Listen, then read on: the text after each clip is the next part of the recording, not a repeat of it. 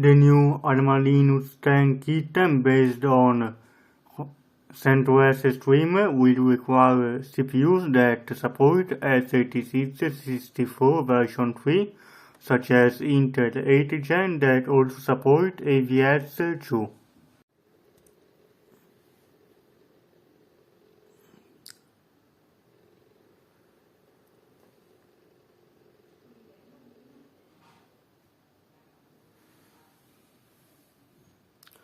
As you can see, it boots successfully because the Intel 8th generation Core i5, i7, i3, it supports AVX2 and also the x86-64v3 instruction set.